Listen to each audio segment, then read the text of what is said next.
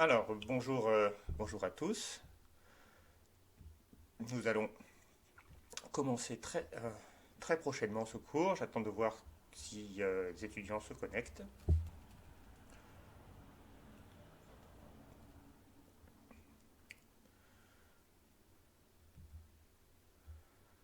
Voilà, donc vous êtes là. Bonjour.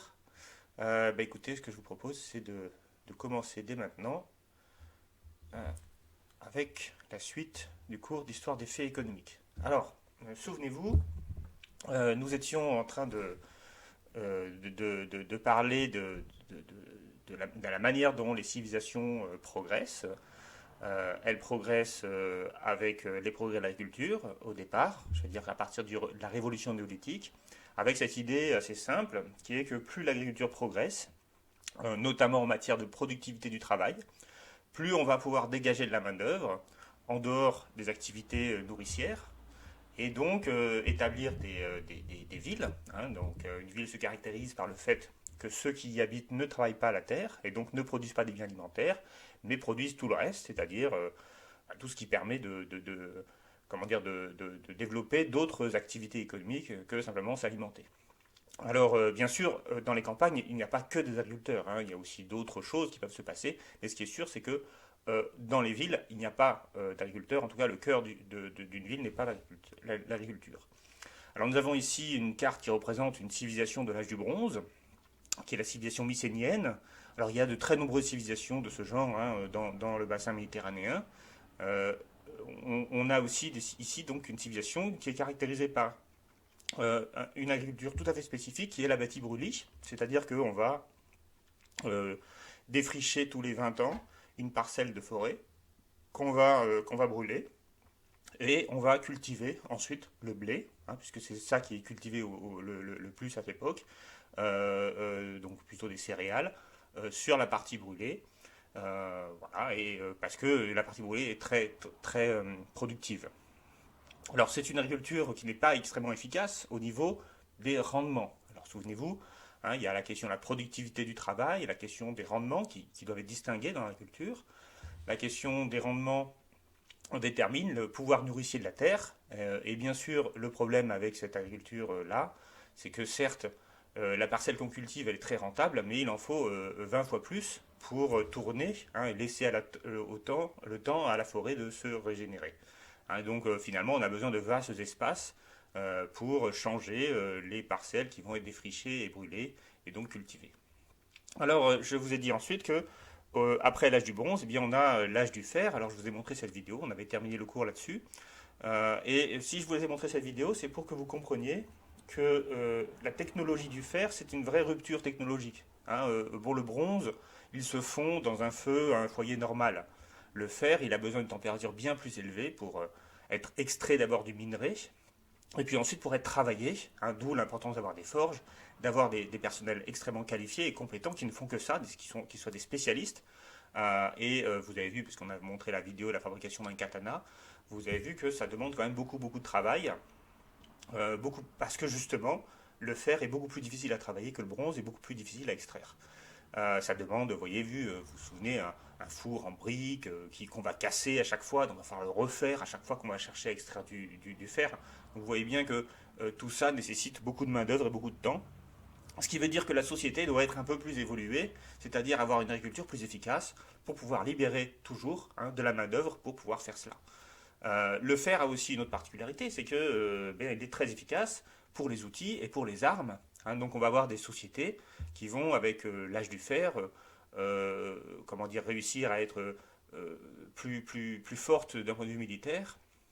Et donc on va avoir dans ces sociétés de l'âge du fer la naissance d'un certain nombre d'empires. Alors bien sûr, l'empire grec, l'empire romain, qui vont réussir grâce à cette technologie, à cette avance technologique, à conquérir d'autres sociétés de l'âge du bronze. En passant, l'Iliade et l'Odyssée sont des récits mythologiques de la Grèce antique, mais qui parlent d'une mythologie des sociétés anciennes. C'est-à-dire qu'en réalité, l'Iliade et l'Odyssée se passent au temps de l'âge du bronze. Hein, c'est-à-dire qu'on n'est pas encore dans la société grecque classique.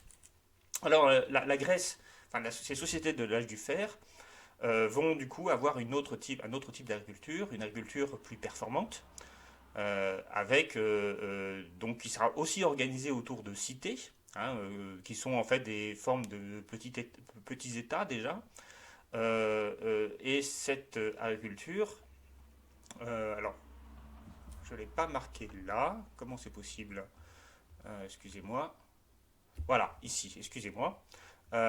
C'est ici, donc cette agriculture, eh bien, elle va se fonder sur le principe d'une agriculture attelée.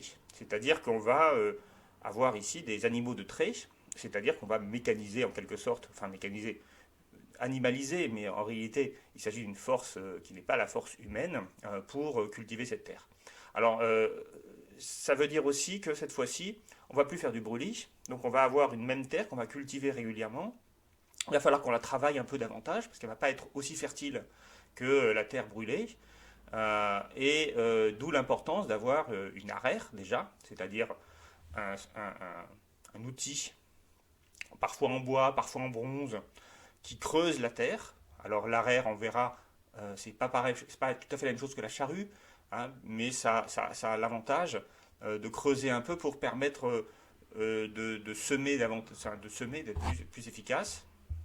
Les animaux de trait vont être plutôt des ânes, hein, des animaux euh, voilà, pas extrêmement puissants. On n'a pas des bœufs ou des chevaux. On a des animaux plus petits, plus faciles à, à posséder en fait, hein, qui mangent un peu moins. Parce qu'en réalité, l'arère est assez légère et le travail de labour en fait est assez simple. Alors on parle aussi d'agriculture attelée légère parce que justement les animaux sont plus sont pas aussi puissants, mais aussi parce que les sols qui sont cultivés dans ce bassin méditerranéen sont aussi des sols légers, c'est-à-dire là aussi qui ne réclament pas une grosse force physique. Alors, ce qui est intéressant aussi dans cette agriculture, c'est qu'on ne va plus du coup bouger, on ne va pas changer de lieu d'agriculture tous les ans, toutes les saisons, enfin tous les années plutôt. Et donc on va chercher à améliorer, donc on va parfois créer des systèmes d'irrigation. On va totalement cette fois-ci se sédentariser parce qu'on va toujours cultiver la même terre, on va développer des clôtures, on va développer tout un ensemble de choses qui va essayer de rendre la terre plus fertile. On va aussi fumer la terre, hein, c'est-à-dire utiliser de la fumure, c'est-à-dire comment dire, du fumier. Voilà. Le fumier, c'est les déjections des animaux, voilà, et puis autres d'ailleurs, qu'on va utiliser pour fertiliser un peu la terre. Parce que le souci, c'est que ces terres-là, bien comme elles sont très travaillées, elles s'appauvrissent en nutriments, et donc c'est plus difficile de cultiver. Alors aussi, ce qui va se passer, c'est qu'on va aussi utiliser la jachère, on va laisser la terre se reposer de temps en temps, régulièrement, pour qu'elle soit à nouveau fertile. Mais l'idée ici, c'est que comme on ne change pas de terre tous les ans, eh bien, on a toujours, on va dire, on va une sédentarisation absolument complète des paysans qui vont être un peu attachés à la terre. Et comme ils sont attachés à la terre, eh bien, en fait, ils sont davantage contrôlables, ils sont davantage taxables. On a donc des États qui vont être un peu mieux organisés et qui notamment vont être organisés à partir donc de propriétaires de la terre, hein, qui vont posséder la terre. Là aussi, la question de la propriété de la terre, elle vient du fait que cette fois-ci, chacun est responsable et cultive toujours la même terre. Surtout, on va faire cultiver la terre essentiellement par des esclaves. Et là, on va avoir une société qui va être très hiérarchisée, avec d'une part les propriétaires fonciers, qui vont être des citoyens, et qui seront des citoyens parce que justement ils sont propriétaires fonciers. En réalité, la démocratie grecque, c'est une démocratie entre des propriétaires qui sont égaux, parce qu'ils ont tous le même statut, mais bien sûr, cette démocratie n'est pas, comment dire, n'intègre pas du tout les esclaves, qui sont en quelque sorte des personnes soumises, qui d'ailleurs ne travaillent pas dans les villes, puisqu'ils travaillent dans les champs, hein. Parfois, le propriétaire, en fait, lui, il vit en ville, et puis sa terre est exploitée par des esclaves un peu plus loin, avec évidemment des contremaîtres ou d'autres qui surveillent. Puis on a aussi d'autres personnalités qui ne sont pas des esclaves ni des citoyens, qui peuvent être des commerçants ou des artisans, qui parfois peuvent être des citoyens grecs, parfois ne sont pas forcément des citoyens grecs, notamment des marchands itinérants qui viennent voilà, dans la cité pour vendre leurs marchandises.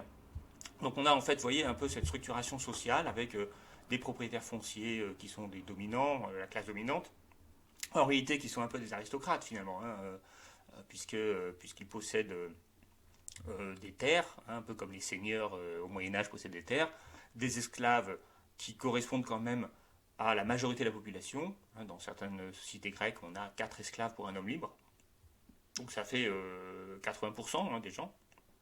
Sachant que dans les hommes libres, il n'y a pas que des propriétaires, il y a aussi donc des commerçants, des artisans et autres. Donc c'est une société qui en fait prend cette forme-là parce que justement il y a cette notion de propriété foncière qui est au cœur de la société, et cette propriété foncière elle est elle-même le produit de ce type d'agriculture qui va cultiver toujours la même terre et en essayant de l'améliorer avec la fumure, avec l'irrigation, etc. Alors, du coup, on a bien une société qui est quelque part un peu démocratique, c'est vrai, mais entre les personnes supérieures, les classes supérieures, mais aussi, on va évidemment pas donner des armes aux esclaves, donc les guerriers, hein, les militaires sont aussi des citoyens, donc là aussi, il y a une responsabilité militaire de la part des, des- des propriétaires fonciers, des citoyens, voilà, qui fait aussi la force de l'armée grecque. C'est la raison pour laquelle elle va dominer le bassin méditerranéen. C'est que contrairement aux empires des autres sociétés, dans lesquelles en fait, on arme des esclaves, vous savez que les, les armées des sociétés antiques étaient très souvent constituées non pas d'hommes libres, mais d'esclaves. Alors, c'est pas vrai chez les Grecs, c'est pas vrai chez les Romains, mais c'est vrai chez les Perses ou en particulier chez les Perses. Donc, en fait, on va conquérir comment dire, un pays ou une région, et on va mettre en esclavage une partie des hommes pour les intégrer à l'armée. Donc évidemment, ça fait des armées qui ne sont pas tellement motivées à se battre, et qui d'ailleurs, dès qu'elles commencent à perdre, se débandent, et les gens voilà, se dispersent. Et très souvent, en fait, il y a beaucoup plus de gens qui disparaissent parce qu'ils sont enfuis pendant le combat que de personnes qui décèdent réellement sur les combats. A l'inverse, dans les armées grecques, comme ce sont des citoyens, des propriétaires fonciers, hein, des aristocrates en quelque sorte, eh bien ils défendent leur liberté en fait en combattant leur terre, et donc ils sont beaucoup plus motivés pour gagner. Hein. Donc c'est pour ça qu'on a ce petit peuple grec qui parvient quand même à défaire des grands empires, hein, comme l'empire de Perse à l'époque, parce que justement bah, les hommes sont beaucoup plus motivés pour se battre, même s'ils sont moins nombreux. Alors, ce système politique, finalement, c'est ça que je veux aussi vous faire comprendre, il est un peu le produit de ce type d'agriculture. Il va néanmoins avoir comment dire, une faiblesse, ou plus précisément créer une forme de déséquilibre, puisque la terre est une propriété privée. On peut la revendre, on peut la transmettre bien sûr à ses enfants de génération en génération. Et en fait, ce qui va se passer structurellement, c'est que comme tout système de propriété privée, elle va avoir tendance à se concentrer. Et donc ça, c'est parce que certains vont vendre une partie de leurs terres à ceux qui sont, voilà, ceux qui ont les capacités d'acheter, qui sont parfois les plus riches, qui possèdent eux-mêmes en général suffisamment de propriétés foncières. Et donc en fait, on va se retrouver avec une concentration progressive de la propriété foncière, ce qui évidemment pose un problème, un souci, dans le sens où l'égalité formelle et citoyenne des Grecs, parce qu'ils sont tous des propriétaires fonciers, va être en partie entravée par le fait que certains citoyens grecs vont se retrouver avec moins de terres que d'autres, voire beaucoup moins de terres, voire plus du tout de terres, mais ils auront encore la citoyenneté, et là on va voir apparaître des divergences d'intérêts. Alors cette histoire-là que je vous raconte, elle est notamment beaucoup plus intéressante à analyser dans le cadre de l'Empire romain, puisque l'Empire romain, c'est vraiment un empire où, enfin l'empire, la société romaine, qui va devenir un empire justement, qui a passé de la monarchie à la République, puis la République à l'Empire, eh bien ces transformations notamment de République à l'Empire viennent en partie du fait, alors ça c'est ce que dit Jean-Pierre Doujon dans son livre dont j'ai déjà parlé, Histoire des faits économiques et sociaux, Pour lui, l'analyse qu'il fait, un peu l'analyse marxiste cette transformation interne, de cette dialectique de l'évolution de la société romaine, c'est que le pouvoir, la propriété foncière devenant de plus en plus concentrée, l'égalité formelle des citoyens romains devient de plus en plus fausse dans la réalité. On va donc voir d'ailleurs dans la société romaine sous la République, mais également bien sûr sur l'Empire, des classes entre les plébéiens, la plèbe, donc les citoyens romains qui en fait n'ont plus de terre, et les patriciens qui eux sont les riches propriétaires fonciers. Et donc il y a au sein de la société romaine en réalité tout un rapport de force politique qui est le produit de cette inégalité. Cette inégalité est elle-même le produit de quoi?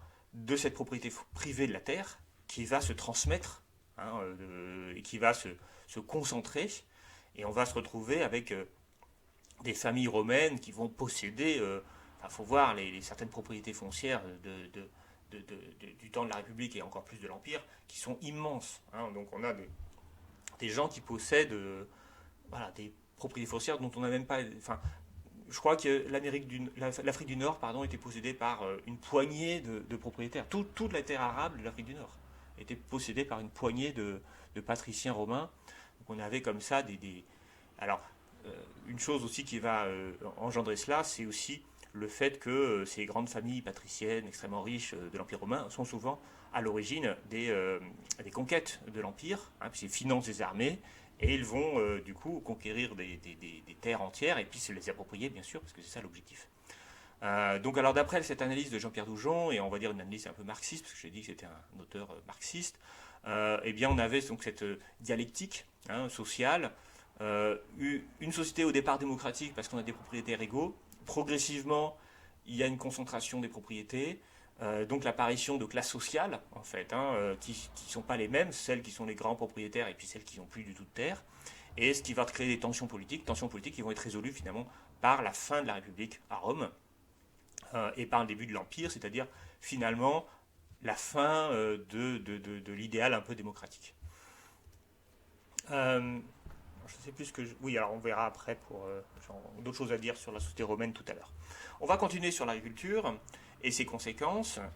Après, à partir du 5e siècle, vous savez que même avant l'Empire romain connaît une crise. Cette crise va entraîner ce qu'on appelle les grandes invasions. Alors, c'est pas des invasions au sens où on pourrait y penser maintenant. Bon, bien sûr, il y a des conflits, il y a des guerres, mais en réalité, ce qu'on constate, c'est un effondrement de l'Empire romain, de son administration, de son armée, qui fait qu'un certain nombre de peuples viennent s'installer dans l'Empire romain, qui est extrêmement riche, qui attire du coup les gens.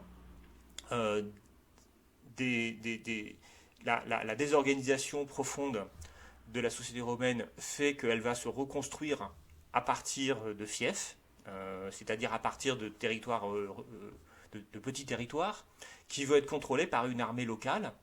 Et donc c'est là qu'on va apparaître les fiefs seigneuriaux, donc les seigneurs qui pourraient être certains grands propriétaires fonciers de Rome, mais qui sont aussi parfois des peuples de l'Est qui viennent s'installer et qui viennent installer leur armée et qui contrôlent du coup la population locale. Et donc évidemment tout cela désorganise le commerce, puisque en gros on a un démantèlement en fait de l'Empire. Tout ça évidemment pose... ce qui va se passer, ce qui va être très important à partir du début du Moyen-Âge, c'est les villes qui vont se dépeupler, en fait. Et les villes se dépeuplent parce que l'agriculture devient moins efficace, elle devient moins efficace parce qu'elle n'arrive plus à produire suffisamment en raison de la désorganisation des systèmes de production agricole. Aussi parce que l'esclavage va progressivement disparaître. Donc les grandes propriétés vont être démantelées, toute la structure romaine finalement va progressivement disparaître, sous une autre forme. Alors dans cette société, alors on parle ici du Haut Moyen-Âge. Donc le Haut Moyen-Âge, c'est la période qui succède à l'Antiquité, donc c'est-à-dire à l'effondrement de l'Empire romain. Donc 476, on marque en général dans les livres d'histoire, c'est la chute de Rome, et en réalité Rome était déjà... démis l'empereur, le dernier empereur, mais qui était un empereur fantoche, et l'Empire romain était déjà extrêmement moribond, voire déjà mort. Faut bien se rendre compte que pour les gens de l'époque, je parle des gens du 5e siècle, l'Empire romain était quelque chose d'assez abstrait, et je ne suis pas sûr que les gens qui vivaient en 476 aient pu avoir quoi que ce soit de changer dans leur vie, en fait. Hein, voilà, donc cette chute de l'Empire romain n'est absolument pas brutale, elle est progressive. Et en fait, elle est le produit de l'affaiblissement considérable des institutions. Alors, à partir de 500, donc à partir de la chute de l'Empire romain au Haut Moyen Âge, on a donc une réorganisation de la société et de l'agriculture autour de ces fiefs. Alors ces fiefs, ils sont dirigés par un pouvoir militaire, qui est le seigneur, qui possède donc une petite armée, qui contrôle la population autour, mais cette population autour n'est pas une population d'esclaves, ce sont plutôt des populations de serfs. Alors un serf, c'est pas tout à fait comme un esclave, c'est-à-dire que ce sont des personnes, des paysans, qui sont en réalité attachés à la terre. C'est-à-dire qu'en fait, ils n'appartiennent pas au seigneur, on peut dire qu'ils appartiennent à la terre. C'est-à-dire que lorsque un seigneur veut vendre par exemple une terre, il va vendre les serfs qui sont dessus. Leur objectif, c'est bien sûr de produire des biens alimentaires, enfin de produire du blé.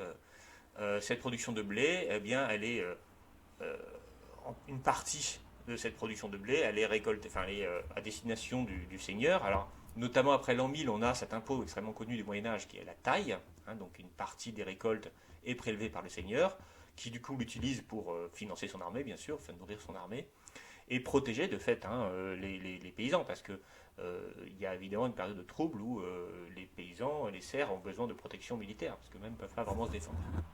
Alors l'autre impôt important que les serfs doivent payer à leur seigneur, c'est la corvée. Alors ça a toujours existé. Donc on peut dire sans doute un reliquat de l'esclavage. C'est-à-dire que quelques jours par an, les serfs doivent travailler gratuitement pour leur seigneur. Alors c'est comme ça qu'on crée bien sûr les châteaux, les défenses, les châteaux qui au départ, avant l'an 1000, sont tous en bois, hein, ils ne sont pas du tout des châteaux en pierre, ils vont devenir en pierre progressivement.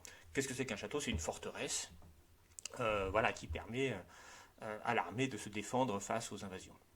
Autre impôt qui là aussi date de l'Empire romain et qui se perpétue, c'est la dîme. Hein, la dîme, c'est 1/10 des récoltes qui est à destination de l'Église, puisque vous savez que après Constantin, l'Empire romain devient un empire chrétien avec une religion officielle. Et l'Église catholique romaine, justement, puisque elle est installée justement à Rome, persiste en fait. Les institutions religieuses persistent dans le temps, survivent à l'effondrement de l'Empire, et donc les paysans doivent toujours entretenir la paroisse locale en donnant une partie de leur récolte à l'Église. Voilà, donc en gros, ce sont les impôts qui sont payés par les paysans, par les serfs. Et alors ces serfs, eh bien en fait, ça veut dire que quelque part, ils sont aussi autonomes dans leur travail. C'est pour cette raison qu'ils ne sont pas des esclaves, ils travaillent un peu comme ils souhaitent. Ils peuvent bénéficier, je vais le dire tout à l'heure, de certain nombre de capital collectif, de moulins, de ponts, etc., qui sont eux-mêmes qui vont progressivement être construits par les seigneurs eux-mêmes, enfin en tout cas, qui vont être construits par les serfs sous la forme de corvées, bien sûr, mais commandés par les seigneurs qui vont organiser cette construction. Ce qu'on constate aussi, c'est que ces serfs, comme finalement ils payent à leurs seigneurs et aux religieux une partie de leur récolte, eh bien ils sont aussi un peu incités à travailler bien. Donc là, il y a un effet positif sur l'agriculture qui est que, contrairement aux esclaves qui ne sont pas tellement motivés pour travailler le mieux possible, les serfs, ils ont un intérêt à travailler davantage, puisque certes, ils vont abandonner une partie de leur récolte à leur seigneur et à l'église, mais ils vont en garder une partie, et ils peuvent en garder plus que ce dont ils ont besoin, et donc faire des réserves. Donc il y a cette autonomie des serfs est quand même un progrès par rapport à la situation des esclaves de l'Antiquité et de l'Empire romain. D'ailleurs, c'est un grand débat que j'ai avec certains amis sur est-ce que l'Empire romain était une civilisation plus avancée que le Moyen-Âge. Pendant très longtemps, on a été très fasciné par l'Empire romain, parce qu'effectivement, il construisait des bâtiments d'ouvrages.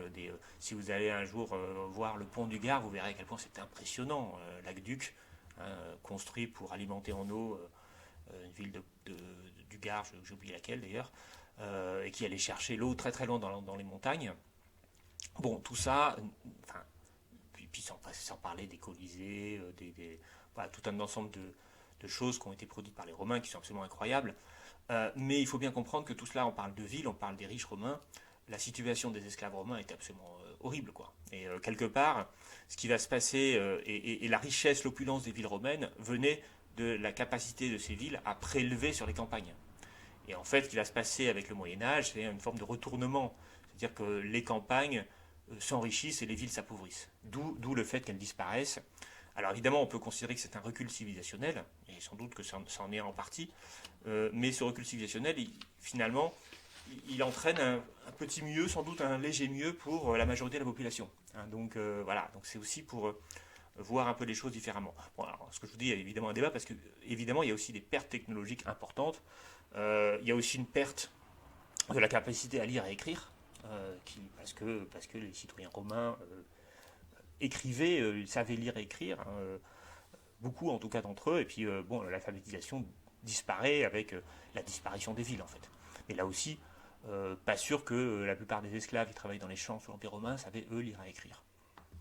Bref, c'est une grande question, je ne vais pas rentrer dans le détail. Ce qu'il faut comprendre aussi, c'est que la période du Haut Moyen Âge, c'est une période où il y a énormément de conflits entre les seigneurs, des conflits de guerre en fait, hein, des guerres euh, de pouvoir, de puissance, qui permettent d'accaparer les terres. On a aussi des invasions qui continuent, hein, notamment vers l'an 1000. On a les Vikings qui vont dévaster un certain nombre au XIe siècle, un certain nombre de villes côtières. Et donc tout ça fait aussi, pèse évidemment sur les progrès de l'agriculture, hein, une forme d'insécurité permanente, euh, et qui va progressivement prendre fin à partir justement de l'an 1000, euh, où là on va voir apparaître finalement le roi va commencer à voir son pouvoir se renforcer. Et les seigneurs vont progressivement admettre de confier l'essentiel du pouvoir militaire. Alors c'est pas le cas, hein. Dans la société féodale, il faut bien comprendre que les armées sont levées par le roi, mais elles sont fournies par les seigneurs. Hein. Donc ça veut dire que le roi n'a pas à lui une grande armée.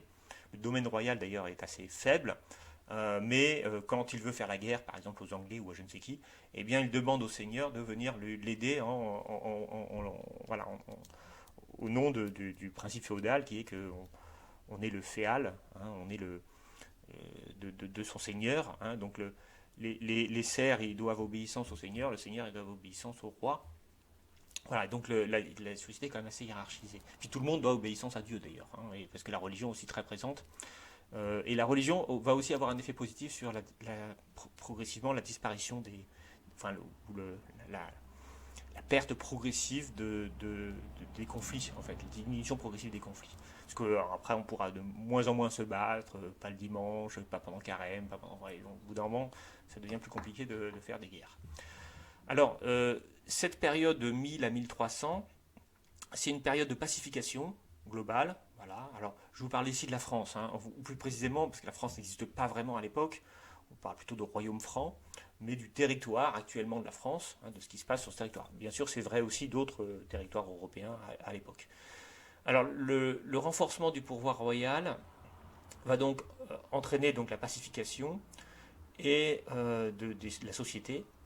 Et du coup, l'agriculture va devenir progressivement beaucoup plus efficace par un certain nombre de progrès technologiques ou par la redécouverte d'anciens d'anciens outils qu'on utilisait auparavant mais qu'on avait un peu oublié d'utiliser, arrêté d'utiliser parce qu'on ne savait plus les faire, hein, parfois simplement. Et donc, on va avoir une amélioration à la fois des rendements agricoles et de la productivité du travail agricole. Alors, souvenez-vous, c'est important de distinguer les deux. Là aussi, je répète, notez-le, vous l'avez déjà noté, mais renotez-le. C'est un élément important du cours. Plus les rendements agricoles augmentent, plus la population globale, la production globale de nourriture augmente et plus la population globale augmente. Donc ça veut dire qu'on va augmenter les, la production de blé par hectare, hein, la production de nourriture par hectare avec l'augmentation des rendements. A l'inverse, l'augmentation de la productivité du travail implique qu'on aura besoin de moins d'hommes pour produire la même quantité de nourriture Et donc ça va avoir pour effet non pas d'augmenter la population générale, mais d'augmenter la part de la population qui ne travaillera pas la terre, et donc non agricole. Et donc on a ici deux phénomènes extrêmement différents d'un point de vue social, qui est la hausse de la population d'un côté et l'urbanisation en fait de l'autre. Bon, alors du coup, à partir de l'an 1000, on va se retrouver avec une agriculture qui va augmenter d'une part les rendements et d'autre part la productivité. Alors, qu'est-ce qui va augmenter les rendements? Eh bien d'abord l'amélioration des outils agricoles, outils qui vont de plus en plus être faits en fer, c'est-à-dire plus solides, plus performants on va dire. En particulier un outil qui va nous venir de Chine et qui va considérablement transformer l'Europe, c'est la charrue. Alors pourquoi je dis que la charrue va augmenter, transformer l'Europe? Parce que jusqu'à ce moment-là, jusqu'au Moyen-Âge, eh bien, on savait surtout cultiver des sols légers, méditerranéens, assez secs, hein, on va dire, assez légers au sens où voilà, le sol n'étant pas imbibé d'eau, il est en fait plus aéré et plus léger. Ce qui explique que pendant l'Antiquité, les grandes villes puissantes étaient des villes côtières, très souvent, ou pas très loin, ou dans le bassin méditerranéen. Avec l'invention de la charrue, on va pouvoir développer davantage et bien mieux l'agriculture dans les régions du nord de l'Europe. Et en particulier, donc qu'est-ce qu'elles ont ces régions de particulier? Eh bien, elles sont des sols lourds, des sols imbibés d'eau, des sols parfois où il y a tellement d'eau qu'il faut d'ailleurs la drainer cette eau si on veut cultiver. Donc là, il y a aussi des opérations de drainage des sols qui sont importantes. Mais surtout, le problème, il est que cette terre lourde, elle est difficile à cultiver parce que on a besoin de la retourner complètement pour la faire sécher en quelque sorte. On a besoin de la retourner. Et donc l'arrière ne retourne pas la terre. L'arrière creuse un sillon droit. Ce qui permet de retourner la terre, c'est la charrue. Et la charrue, qu'est-ce que c'est? Alors c'est quelque chose c'est une lame en fait, hein, mais une lame recourbée, tirée par des chevaux ou des bœufs, parce qu'on a besoin de beaucoup plus de puissance ici que pour l'arrière, et qui va retourner complètement la terre en même temps qu'elle va avancer. Et ce retournement de la terre, eh bien, ça permet justement d'aérer la terre et de la rendre cultivable. C'est-à-dire qu'en fait, avant l'invention de la charrue, on avait du mal à avoir une agriculture très efficace dans les régions nord de la France, dans la moitié nord de la France, on va dire. Alors, autre outil qu'on va utiliser de plus en plus, qui va aussi servir à cultiver ces sols lourds du nord de l'Europe, c'est la herse. La herse qui casse les mottes de terre, hein, qui est là aussi traînée par des chevaux. Alors, c'est la raison pour laquelle on va appeler cet type d'agriculture l'agriculture attelée lourde. Pourquoi lourde? Parce que elle cultive les sols lourds, hein, les sols lourds qui sont donc imbibés d'eau, qui sont difficiles à travailler, et aussi parce que on utilise donc des chevaux de labour ou des bœufs qui sont évidemment beaucoup plus puissants que des ânes et qui donc vont être beaucoup plus performants dans la capacité justement de labourer une terre. Alors cette charrue, elle va être utilisée dans les sols de l'Europe du Nord, mais pas du tout en Europe du Sud. On va rester à l'arrière en Europe du Sud, hein, parce que ça serait pas. Enfin, c'est encore une fois, la charrue, elle est très utile lorsqu'on a ces sols très profonds aussi. Sur les sols légers et peu profonds de la Méditerranée, ça sert à rien. Au contraire, ça aurait tendance à bousiller le sol. Et donc l'arrière, je ne sais pas où c'est marqué ici, elle va continuer d'être utilisée jusqu'au début du XXe siècle en Méditerranée. Alors, comme on a inventé la charrue, enfin on l'a piqué en fait, une invention qu'on a piquée à la Chine, et on arrive du coup à cultiver bien mieux les sols de l'Europe du Nord. Ça veut dire qu'on va avoir un rendement de la terre qui va être bien plus important dans toute une partie de la terre qu'on n'arrivait pas bien à cultiver. Et donc on va voir apparaître des villes maintenant dans l'Europe du Nord. Donc bien sûr, Paris, des villes de Champagne, des villes des Pays-Bas, d'Allemagne, etc. Londres, évidemment, l'Angleterre. En fait, c'est pour ça que je disais que ça a changé la physionomie de l'Europe. C'est-à-dire que jusqu'au début du Moyen-Âge, le cœur économique et de population de l'Europe, c'est le bassin méditerranéen. À partir du Moyen-Âge, eh bien, on va voir se développer de très nombreuses villes et des sociétés bien plus nombreuses dans l'Europe du Nord parce qu'on saura davantage cultiver les sols de l'Europe du Nord. Autre élément qui permet de développer les rendements agricoles, l'usage de la fumure, hein, c'est-à-dire du fumier, avec des troupeaux qui augmentent. Donc plus on a de troupeaux, plus on a de fumure, mieux on arrive à cultiver les sols. Donc là aussi, il y a un effet de fertilisation et donc de rendement qui apparaît. Et puis, autres innovations, oui alors, ces troupeaux peuvent augmenter aussi parce qu'on a des terres réservées aux troupeaux. Ou plus précisément des terres qui ne sont pas utilisées, qui ne sont pas exploitées, et donc, enfin, qui ne sont pas appropriées plus précisément, qui appartiennent au collectif des villages. Ça s'appelle les communaux, les champs communaux. Et ces champs communaux, ils vont être très utiles pour faire paître les troupeaux. Donc là aussi, ça va permettre de développer donc, la fertilité des sols et donc les rendements agricoles. Et puis on a d'autres technologies, des technologies qui vont améliorer la productivité du travail. Alors par exemple, la faux qui est une invention des Gaulois, je crois, enfin qui est quand même une vieille invention, mais qui va se généraliser au Moyen Âge, qui permet en quelque sorte quoi, elle permet de faucher le blé de manière beaucoup plus efficace. Avec deux mains, c'est très. Vous avez la représentation de la grande faucheuse, c'est un outil qui est très difficile à utiliser quand même, il faut beaucoup de technique, mais qui est beaucoup plus efficace que la faucille, hein, qui permet de couper le blé mais par petits bouts et qui du coup est beaucoup plus long, c'est beaucoup plus long à faire comme travail. Alors ce qui va aussi considérablement améliorer la productivité du travail du blé en particulier, c'est l'usage du fléau. Alors le fléau, c'est un morceau de bois, enfin c'est deux morceaux de bois reliés par une corde, hein, qui permet donc avec un morceau de bois, on tape sur le blé qu'on a fauché, et en tapant beaucoup sur le blé qu'on a fauché, eh bien on va faire sortir la graine de sa coque, et du coup on va pouvoir récupérer le blé, hein, parce qu'on mange évidemment pas tout ce qu'il y a autour du blé, on mange que la graine. Hein, donc il faut détacher la graine. Évidemment, si on prend chaque grain de blé et qu'on détache la graine manuellement, c'est très très très long, c'est même impossible à faire, donc on utilise le fléau, et là aussi on augmente la productivité du travail. Autre amélioration de la productivité du travail, l'attelage. Quand on a un attelage de bœufs pas très bien fichu, c'est long, le bœuf est lent. Si on a un meilleur attelage avec des chevaux, là le labour sera beaucoup plus rapide, le cheval est plus rapide que le bœuf. Et donc là aussi, remplacer le bœuf par le cheval, ça va permettre de gagner du temps, donc d'améliorer la productivité du travail agricole. Alors, on va utiliser les bœufs pour labourer pendant encore très très longtemps. Hein. Là, je vous dis juste qu'au moment du Moyen-Âge, les paysans les plus riches, ils commencent à utiliser des chevaux de trait plutôt que des bœufs, mais il fallait quand même être riche parce qu'un cheval, ça servait qu'à ça. C'était un bien de luxe. Le bœuf, lui, il sert à plein de choses, et notamment on peut le manger.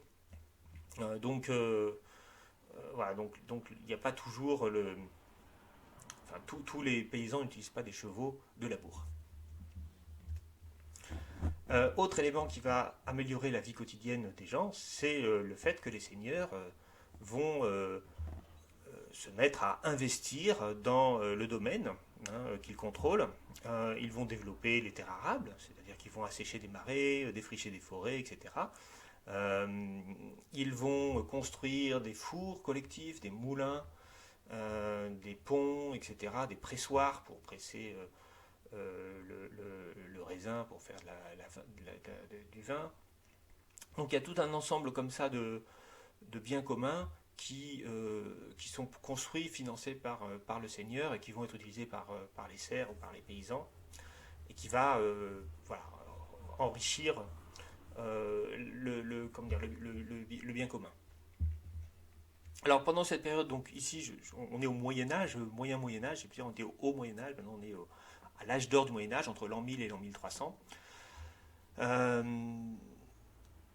On a trois types d'agriculture qui sont utilisés en Europe et en France.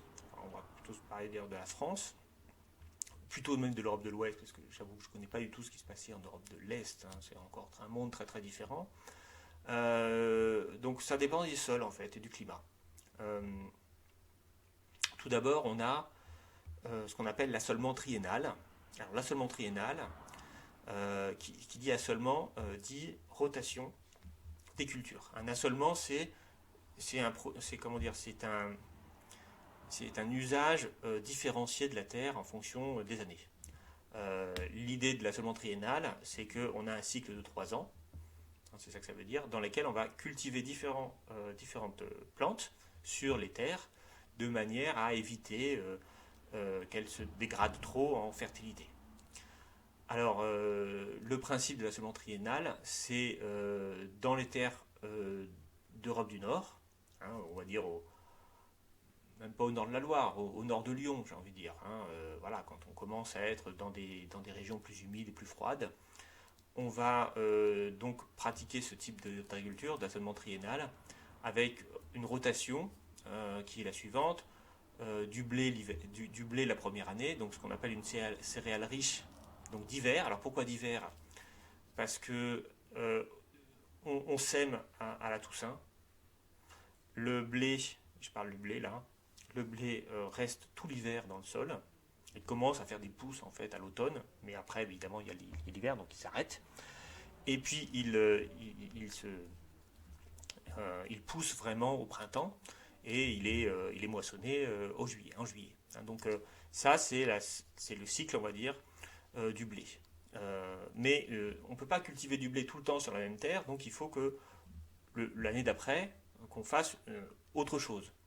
Alors, ce qu'on faisait souvent, c'est de l'orge, de l'avoine, qu'on appelle une céréale pauvre. Alors, pauvre parce que c'est les menus du pauvre. C'est moins nourrissant, c'est moins bon, etc. Et aussi, on le sème au printemps. Hein, donc, cette fois-ci, on sème au printemps. Ça va pousser plus vite et ça va permettre, du coup, aussi de produire des biens alimentaires. Ou alors, si on ne voulait pas faire ça, on pouvait, et là aussi on le sait au printemps, cultiver des légumineuses. Alors à l'époque, on mangeait beaucoup de pois, de lentilles, qui sont des légumineuses. Voilà, donc ça c'est la deuxième année. Donc céréales pauvres ou légumineuses. Et puis la troisième année, jachère.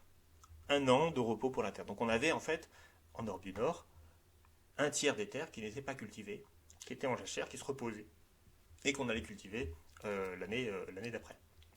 Toujours avec ce cycle, blé la première année, céréales de printemps la deuxième année, ou légumineuses, et jachère la troisième année.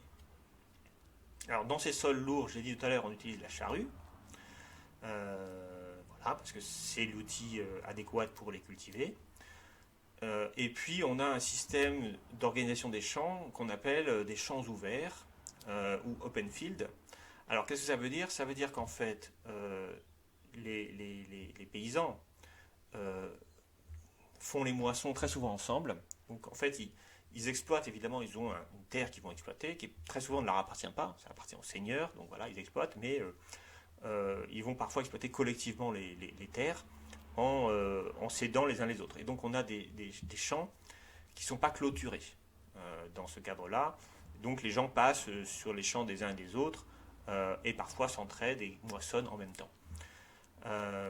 Bon, on a aussi, il faut bien voir que le village du Moyen-Âge, tout le monde se connaît, tout le monde s'entraide, tout le monde fait à peu près le même travail, donc voilà, ça ne crée pas non plus énormément de conflits. Et puis on a dans ce système-là souvent des terrains communaux publics qui servent à pâturer, qui servent à faire des cultures complémentaires, c'est-à-dire des terrains qui sont appropriés par personne et voilà, qu'on utilise et qu'on gère parfois collectivement. D'où l'idée de communaux, de communs, c'est-à-dire que c'est des terres qui n'appartiennent pas aux seigneurs, qui n'appartiennent pas aux villageois et qui sont... Alors pourquoi elles ne sont pas appropriées? Très souvent parce qu'elles ne sont pas très fertiles, elles ne sont pas très faciles à cultiver, donc on les a laissées comme ça sans propriétaire, mais elles sont quand même utiles notamment pour les troupeaux. Alors, ce type d'assolement triennal, on peut le représenter, alors là aussi, c'est pas c'est extrêmement schématique, hein, c'est pas une représentation fidèle de la manière dont ça fonctionnait, mais on avait donc les villages, donc villages, c'est des hameaux, hein, c'est quelques pâtés de maisons, voilà, des gens qui se connaissent, qui travaillent ensemble. Dans ce village, on a déjà des cultures, les premières cultures, ce sont les jardins. Parce que bien sûr, on a des fruits, on a aussi des petits trucs qu'on peut cultiver pour soi-même, qui sont d'autres aliments que le blé. Le blé étant l'alimentation de base hein, des classes populaires, mais vous comprenez bien que si on mange du blé tout le temps, enfin du pain, toute sa vie, on finit par avoir des carences. Donc on a aussi besoin de développer, et même si on remplace ça par de l'orge ou quelques légumineuses, ça ne suffit pas toujours. Il faut aussi des fruits, des légumes, quoi. Donc dans les villages, dans ces hameaux, il y a des jardins dans lesquels on cultive aussi soi-même. Ensuite, on a donc le premier cercle autour, c'est ce qu'on appelle le finage. Alors apprenez ce mot parce que c'est un mot voilà, qui n'est pas très connu, mais qui est intéressant de connaître. C'est là où se trouvent finalement les champs labourés. C'est-à-dire là où on va cultiver vraiment des céréales de manière extensible. Extensive, c'est-à-dire qu'on va. Voilà, le jardin c'est tout petit, on va cultiver des petits trucs. Voilà. Là, on a des grands champs qu'on va cultiver. Alors chacun va cultiver des parcelles, mais il ne va pas y avoir de clôture et donc chacun va s'entraider éventuellement ou laisser les uns les autres passer. Il n'y a pas d'appropriation claire de ces champs, même si chacun les cultive. Ensuite, alors je l'ai mis après, là aussi schématiquement, mais pour vous dire, en fait, après, plus loin, il y a d'autres terres, hein, ça peut être voilà, à côté du village, ça peut être à plein d'endroits différents. Mais on a des terres donc moins fertiles, moins utiles, des petits bois, des pâturages, des landes, des marais, des choses comme ça, sur lesquels on ne va pas pouvoir cultiver du blé. Donc ils sont des terrains communaux, mais qu'on va pouvoir exploiter, notamment pour les troupeaux. Et puis dernier élément qui là est interdit aux paysans, c'est la forêt seigneuriale. Donc là on n'a pas le droit d'aller, on n'a pas le droit de braconner évidemment. C'est le seigneur qui va chasser dans cette forêt. Donc là aussi je l'ai mis un peu plus loin, mais là aussi il faut bien comprendre que la forêt peut tout à fait être à côté du village, c'est pas la question. Hein, mais elle est interdite en fait aux paysans. Voilà, donc c'est une structuration, vous voyez comme ça, en quatre formes de terre. La terre du village, avec des jardins, la terre cultivée où on fait pousser du blé, qui est le finage, c'est la base de l'alimentation, les terrains communaux qui ne sont pas aptes à être cultivés, et puis les forêts qui sont interdites et dans lesquelles le seigneur va chasser. C'est une représentation schématique de ce type d'agriculture. Alors, avant d'arriver là, je voulais aussi vous parler de deux autres types d'agriculture qui ont lieu à l'époque. Tout d'abord, l'assolement biennal. Alors l'assolement biennal, comme son indique, ça veut dire qu'on va faire des rotations de 2 ans cette fois-ci. Et ça, c'est l'agriculture de la Méditerranée. Et là aussi, la Méditerranée, les terres méditerranéennes ne se cultivent pas comme les terres du nord de l'Europe. J'ai dit, c'est pas les mêmes types de terres. Elles restent très fertiles. C'est pas qu'elles sont moins bonnes, mais elles sont, voilà, elles sont pas tout à fait la même profondeur. Et on a des sols qui sont, voilà, qu'il faut protéger, qui sont assez, qui peuvent d'ailleurs, si on les cultive mal, perdre en substance. Donc cette agriculture méditerranéenne, on va avoir une fois sur deux de la jachère. Donc cette fois-ci, c'est la moitié des sols qui sont pas cultivés une année sur deux. Voilà, et donc quand on va cultiver, on va essentiellement cultiver du blé, mais on peut aussi cultiver d'autres choses. Alors là, je parle bien sûr là aussi de l'alimentation de base, parce que après vous avez d'autres types de plantes, vous avez des oliviers, vous avez de la vigne, bien sûr, mais tout ça ne fonctionne pas du tout de la même façon. Sur ces sols, on va utiliser l'araire jusqu'au début du XXe siècle. Enfin, on a un troisième type de sol qui est assez spécifique, hein, notamment dans le nord-ouest, notamment ici autour d'Angers, en Vendée, en Normandie, en Angleterre, au sud-ouest, c'est le bocage. Alors le bocage, il caractérise des régions extrêmement humides. Comme il y a beaucoup d'eau qui tombe, la question se pose de drainer l'eau. Et pour drainer l'eau, qu'est-ce qu'on fait? Alors évidemment, en fait, c'est pas simple de drainer l'eau, mais la meilleure façon de drainer de l'eau, c'est de planter des arbres. Et donc, on a ici un type d'agriculture où les champs sont entourés d'arbres. Vous voyez que si vous êtes baladé récemment autour d'Angers, vous voyez à quel point il y a des champs totalement inondés un peu partout, hein, parce qu'on est dans une région de forte humidité. Et cette humidité forte, eh bien, on entraîne donc des champs inondés, mais si on attend que ça sèche au printemps, on va attendre longtemps. Donc une des manières de réduire l'humidité, c'est planter des arbres autour des champs. Les arbres, ils fonctionnent comme des pompes, hein, ils aspirent l'eau, et du coup, les champs sèchent plus vite. L'autre intérêt d'avoir des arbres, c'est d'éviter aussi l'érosion. Parfois, il peut y avoir quand il pleut trop, il peut y avoir des sols qui s'érodent. Mais c'est aussi d'avoir des arbres fruitiers, des pommes, des poires, etc. Et donc, on va faire du cidre, on va faire des choses comme ça. Et donc, ça, c'est pas pour rien que c'est dans ces régions-là qu'on va faire du cidre. parce qu'on a des pommiers, parce qu'il faut qu'on plante des arbres, et quitte à planter des arbres, autant planter des arbres qui produisent des fruits. Alors, c'est ça, une région de bocage.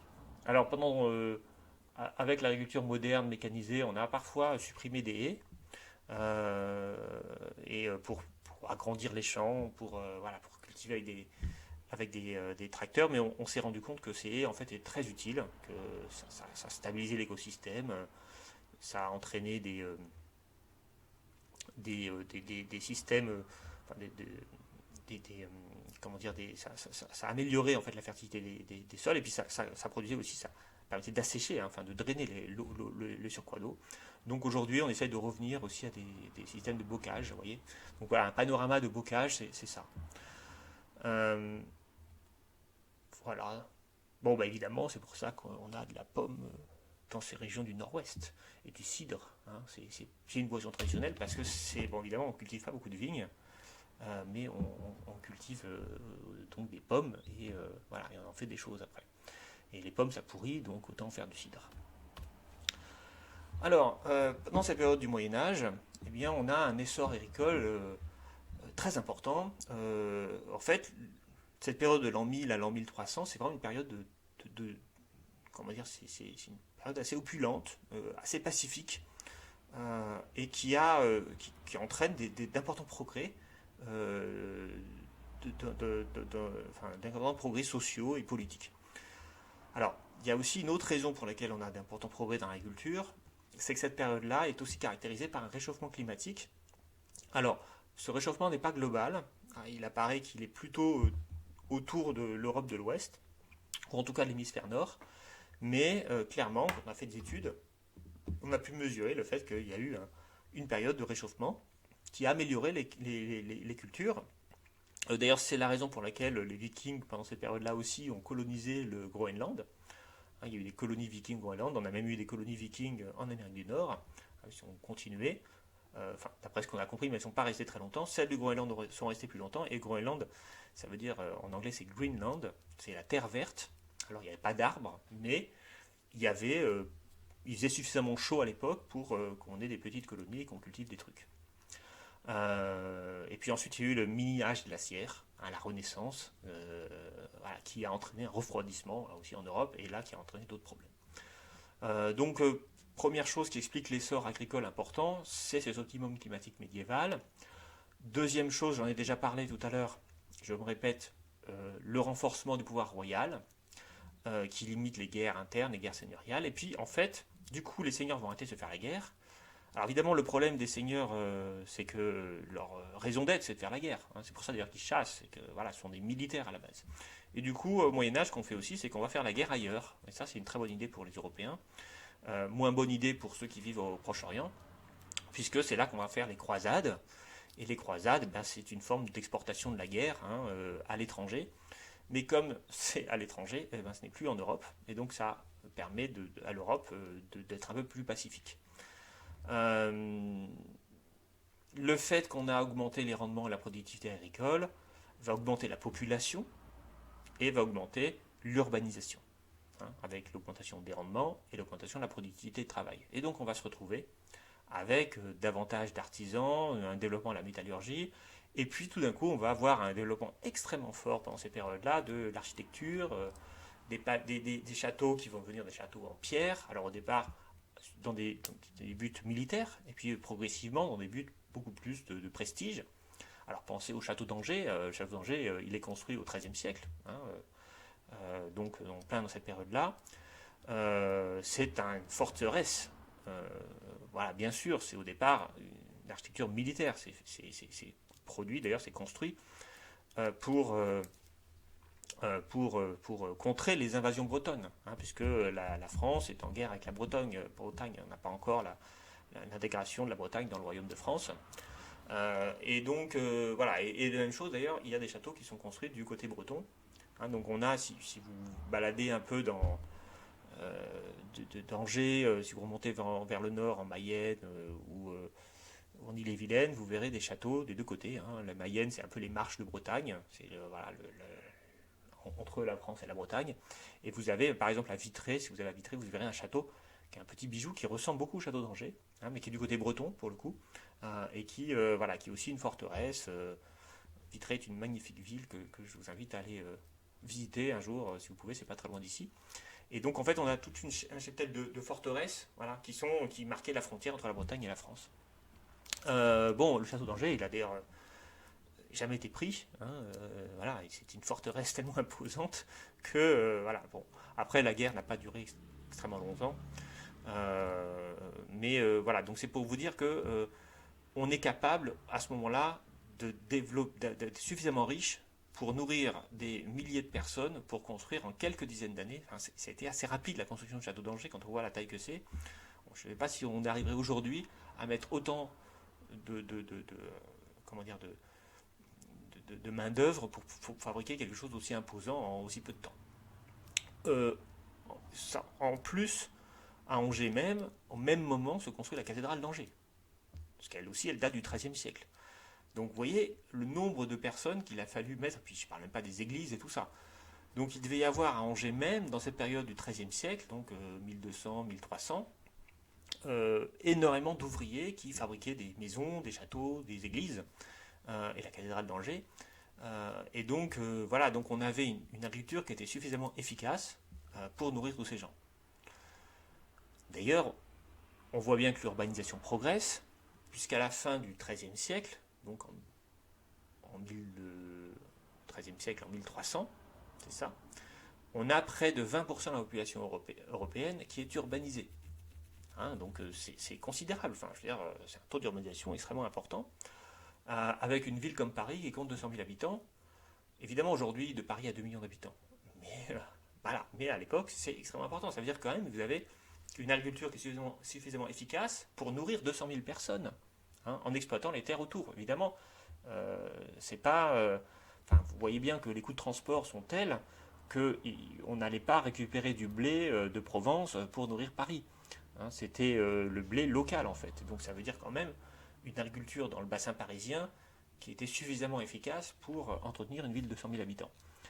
Alors c'était sans doute, c'était d'ailleurs très certainement au XIIIe siècle la plus grande ville de France, hein, qui était Paris. Et peut-être une des plus grandes villes d'Europe. Euh, la population générale du territoire français, là aussi pas de la France, parce que la France, voilà, je ne sais pas trop ce que c'était à l'époque, mais le territoire français d'aujourd'hui, il comptait de à peu près 8 à 9 millions d'habitants en l'an 1000, ce qui était d'ailleurs un progrès par rapport à l'an 800, parce qu'on peut dire que le minimum démographique c'était sans doute voilà, autour de l'an 700-800, ça avait progressé un peu jusqu'en l'an 1000. Bon, et puis ça va exploser après l'an 1000, on va passer à 16 millions en 250 ans, en 1250. Je vous ai mis aussi le nombre au moment de la Révolution française, on est à 28 millions. Hein, donc aujourd'hui on a 67 millions, on a encore progressé. Mais vous voyez, là aussi, un doublement de la population en 250 ans, avec pourtant des surfaces agricoles qui, elles, ne doublent pas. Elles n'augmentent que de 15%. Donc ça veut dire que chaque surface produit plus de nourriture. Et là, je ne parle même pas de la qualité de l'alimentation, parce qu'on a aussi des progrès dans la qualité de l'alimentation. On va manger un peu plus de viande, alors pas trop encore à l'époque, ça va venir un peu plus tard, mais voilà, vous savez que la viande, bon, le poulet, etc., c'est typiquement ça demande beaucoup plus de surface agricole, parce qu'il faut nourrir les poulets avec de l'orge, avec des céréales. Donc il faut déjà avoir des terres agricoles pour pouvoir nourrir de n'importe quel aliment, mais n'importe quel comment dire, pardon, animal, voilà. Alors, il y a cependant, bien sûr, du porc, du poulet, des moutons, voilà, enfin, on a quand même, dans cette agriculture-là, on a quand même des cheptels, et on a parfois, bien sûr, on mange de la viande, enfin, y compris dans les villages. La fête de la Saint-Martin, hein, bon, là, cette année, il n'y a pas eu la foire Saint-Martin. La foire Saint-Martin, ça a lieu en novembre à Angers, hein, tous les ans. Qu'est-ce qu'on fête à la Saint-Martin? On fête l'entrée de l'hiver. Vous direz, pourquoi on fête l'entrée de l'hiver? C'est quand même pas la meilleure saison. Mais en fait, pourquoi? Parce que on tue les cochons, les porcs, puis les animaux qu'on ne veut pas nourrir pendant tout l'hiver. Des animaux qui vont se nourrir des vaches, hein, qui vont... Bon, on n'a pas assez de foin, on n'a pas assez à manger, donc on les tue à la Saint-Martin en novembre, et on les mange, et on fait bonbons, comme on dit à l'époque. Voilà. Et donc la foire Saint-Martin, c'est un moment où, avant l'entrée de l'hiver, eh bien, on va, enfin la fête de la Saint-Martin, avant l'entrée de l'hiver, on va tuer les animaux en trop pour les manger. Donc là, c'est un moment où on va manger beaucoup de viande, donc ça va être très festif. Voilà, et puis on va faire aussi des saucissons pour les cochons, par exemple. On va faire, vous savez, hein, le principe, tout est bon dans le cochon, donc on va aussi sécher la viande, voilà, pour en avoir un peu pendant l'hiver. Et faire toute la charcuterie et tout ça. Euh, donc, euh, donc une société, vous voyez, qui s'enrichit globalement. Une société où on mange mieux, où on est plus nombreux, où il y a un taux d'urbanisation plus important, donc il y a des villes qui deviennent de plus en plus grandes, donc il y a des métiers qui vont se développer, et donc on va construire, voilà. Et si vous regardez en France les plus grandes cathédrales, les plus châteaux, alors on parle ici de châteaux forteresses, etc., quand est-ce qu'ils ont été construits? Au XIIIe siècle. Voilà. Énormément de choses ont été construites en France au XIIIe siècle, parce que c'est un siècle d'opulence, concrètement, où on a fait des progrès importants dans l'agriculture. Et vous verrez que ça va pas durer en fait, hein, il va y avoir d'autres problèmes après. Autre élément qui va être très important dans la période et qui, qui explique le fait qu'on devient une société urbaine, c'est que des villes vont prendre leur indépendance vis-à-vis des seigneurs locaux. Euh, et donc ces villes vont s'enrichir. Elles vont s'enrichir en raison de commerce qui va se développer. Le commerce au Moyen Âge va être très important. Regardez, je vais vous montrer une petite carte que je vous ai peut-être déjà montrée en cours d'IAE, je ne me souviens plus. Mais voilà, donc ça c'est le grand commerce au XIIIe siècle. Ah non, je vous ai montré une autre carte en IAE. Donc on a ici, en fait, alors je ne sais pas si vous voyez ma souris, oui, voilà, elle est là. Donc on a ici en fait les grandes villes du nord de l'Italie qui sont extrêmement riches et qui deviennent indépendantes de leurs seigneurs, hein. Alors souvent les villes, elles deviennent indépendantes soit parce qu'elles négocient avec leurs seigneurs, bon, voilà, laissez-nous vivre, arrêtez de nous taxer en quelque sorte, c'est ça, hein, le cœur du problème. Soit elles se battent avec leurs seigneurs, ce qui arrive aussi, soit parfois elles sont, voilà, le roi arrive en France en particulier, dit bon, ça suffit, vous arrêtez, vous laissez ces villes autonomes.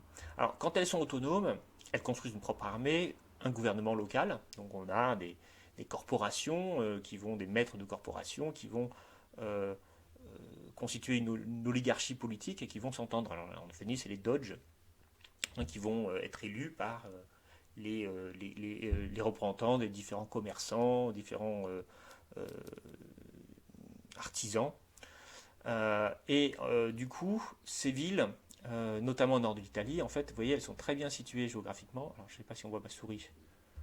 Non, on ne la voit pas. Ah, si, voilà. Elles sont très bien situées géographiquement puisqu'elles sont proches de la mer Méditerranée et notamment du sud. Et donc, en fait, ce qui va se passer, c'est qu'on va avoir des premiers circuits commerciaux qui vont être tenus par donc, Pise, Gênes, Florence, Venise, qui sont des grandes villes commerciales extrêmement riches de l'époque, hein. C'est pour ça que Florence est aussi magnifique aujourd'hui, c'est qu'elle était très très riche. Pise, pareil en réalité, Venise évidemment. Et donc ces villes vont autonomes, vont développer du commerce avec l'Orient, en allant à Antioche, à Saint-Jean-d'Acre, à Alexandrie.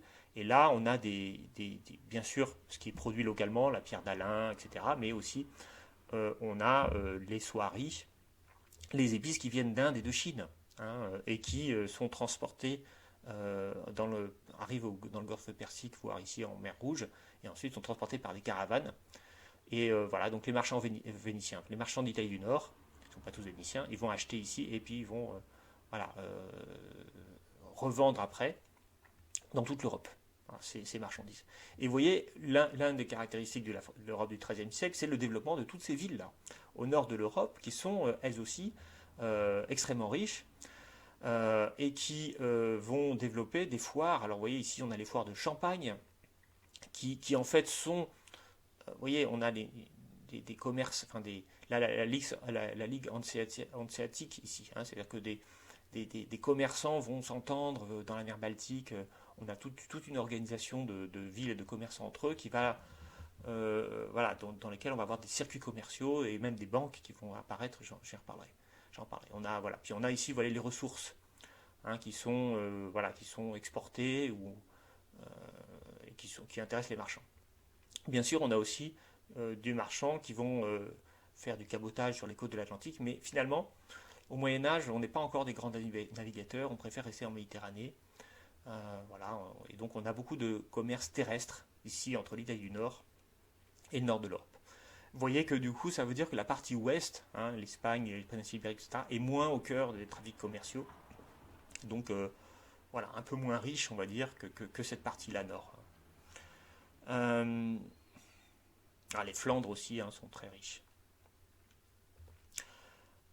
Donc ces villes s'enrichissent. Elles s'enrichissent, elles veulent leur autonomie vis-à-vis de leurs seigneurs. Elles deviennent indépendantes, soit par la force, soit par contrat. Hein, c'est là que le seigneur donne les clés de la ville, hein, aux nouveaux responsables, très souvent. Euh, et donc, quand elles deviennent libres, pardon, on dit qu'elles se deviennent franches. Hein, donc, on a d'ailleurs des noms de villes franches, par exemple. Voilà, ça veut dire la ville franche, la ville libre, libre affranchie en quelque sorte par le seigneur. Et elles deviennent très vite des puissances commerciales et politiques et militaires. Hein. Venise devient une des grandes puissances du Moyen Âge. Et Venise va même lancer des croisades dans l'Est, enfin, développer une flotte militaire et va même mettre à sac Byzance euh, et faire terminer, enfin, affaiblir considérablement l'empire byzantin ou ce qu'il en reste au XVe siècle. Même au XIVe siècle, je ne sais plus exactement quand est-ce que c'est le siècle. Et alors, juste une anecdote, les lions de la place Saint-Marc à Venise, ils ont été piqués à Byzance. Hein. Donc Byzance, alors aujourd'hui c'est Istanbul, c'est d'une Constantinople, voilà, c'est cette ville-là en fait, hein, qui à l'époque est une ville orthodoxe. Hein. Donc il y a eu aussi des conflits religieux entre l'Est et l'Ouest de la chrétienté, et Venise a, voilà, sous couvert d'aller trouver le tombeau du Christ et renforcer les possessions militaires européennes au Proche-Orient, et aller plutôt saccager Byzance. Voilà, pour s'enrichir elle-même. Il faut bien comprendre que les croisades avaient des motifs religieux, mais aussi beaucoup de motifs commerciaux.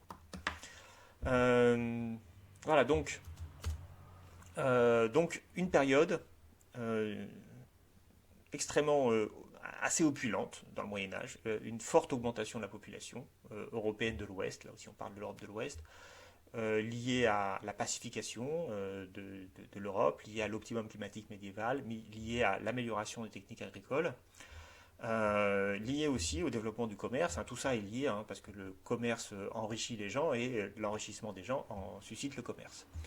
Euh, mais le problème, c'est que quand même, on n'a quand même pas une société extrêmement riche. Hein. Elle s'est développée, mais elle bute sur des contraintes physiques, des contraintes politiques. Alors tout d'abord, il faut bien dire que l'agriculture s'améliore, mais reste très peu productive.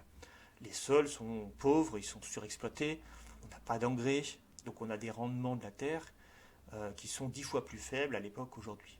Donc voilà, on produit. Enfin, je pense que si vous voyez un champ, si vous connaissez un peu l'agriculture et vous voyez un champ, aujourd'hui un champ de blé, voilà, vous voyez à quel point c'est magnifique, c'est tout blond, c'est tout serré, etc. Je pense que si vous voyez le même champ à cette époque-là, c'est beaucoup moins serré, les épices sont beaucoup moins beaux, enfin voilà, il n'y a pas de. Le blé a beaucoup plus de mal à pousser parce que simplement il n'y a pas les nutriments qu'il trouve dans une terre. L'autre chose qui limite la croissance et l'opulence, c'est que on, on essaye de développer les terres cultivables. Tout à l'heure j'ai dit elles augmentent de 15%, mais très vite, si on augmente trop les terres cultivables, on va se retrouver sans forêt. Or, la forêt est extrêmement importante. La forêt, c'est le bois de construction, c'est le bois de chauffage, c'est l'énergie de base de la société. On a quand même besoin de se chauffer l'hiver. Donc on a un souci qui est que plus les seigneurs détruisent les forêts pour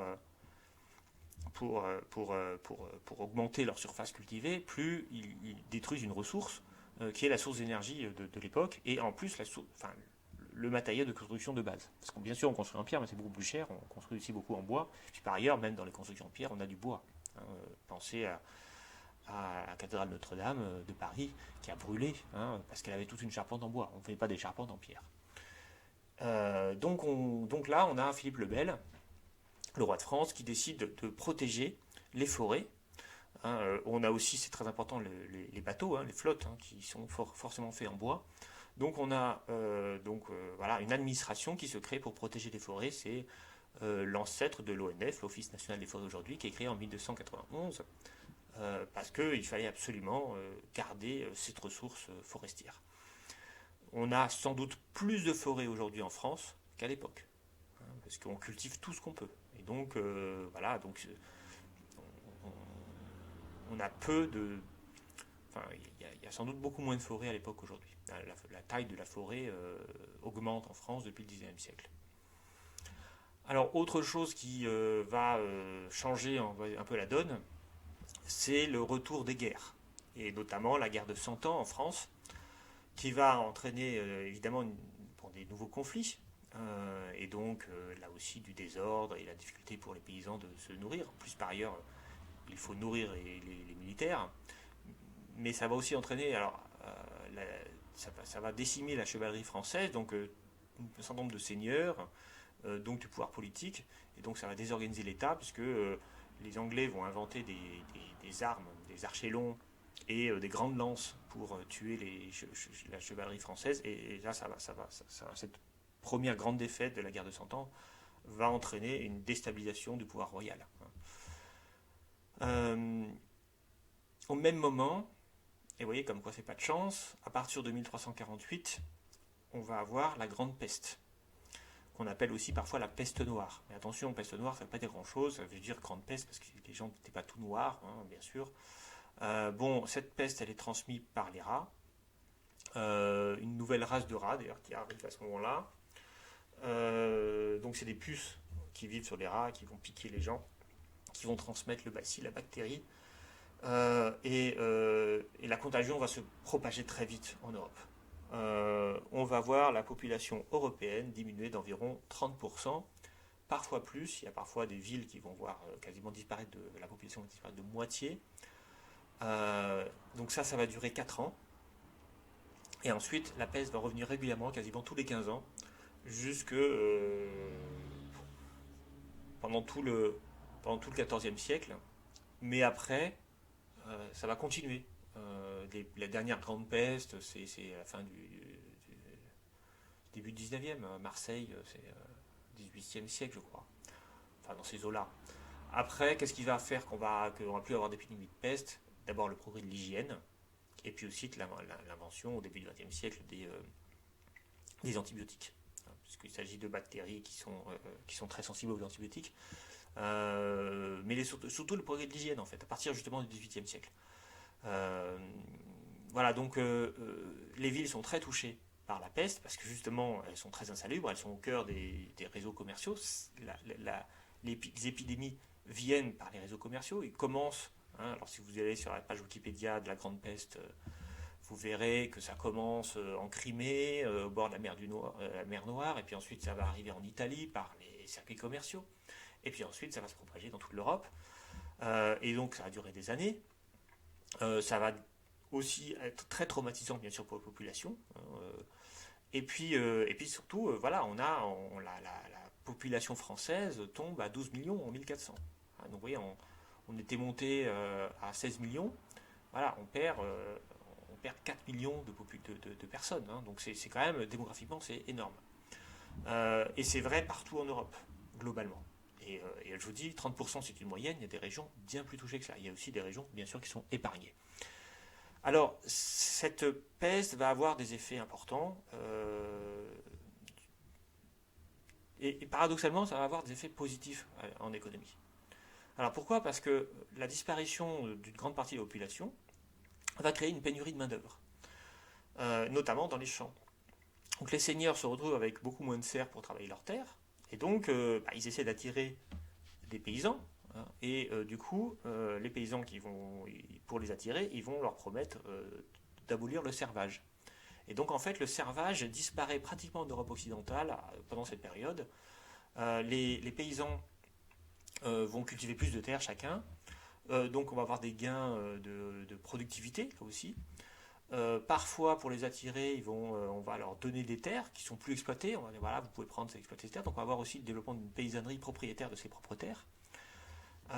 Et voilà, donc on va avoir la Grande Peste va libérer en quelque sorte, en partie, la paysannerie de sa servitude. Et il y aura toujours des serfs en fait, hein, en 89, 90, je ne sais plus, quand on abolit les privilèges, enfin, on abolit l'Ancien Régime, au moment de la Révolution française, on supprime le servage. Mais le servage, en fait, à l'époque, il n'existait quasiment plus. Il n'y avait qu'une poignée de serfs en France, en fait. Et l'essentiel de la fin du servage, il date de cette période-là, de la période de la Grande Peste et de problèmes de main-d'œuvre que ça pesait.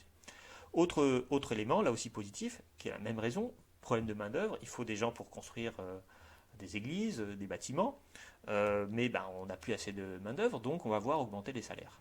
Et on va voir augmenter aussi la productivité du travail, parce que les paysans vont se concentrer sur les terres plus fertiles, bien sûr, et donc voilà, ils vont produire davantage. Les salaires réels doublent. Alors les salaires, c'est pas grand-chose. La plupart des gens ne sont pas des salariés. Mais dans les villes, il y a quand même des salariés. Voilà. Et donc, ils vont gagner davantage d'argent en termes de capacité de pouvoir d'achat.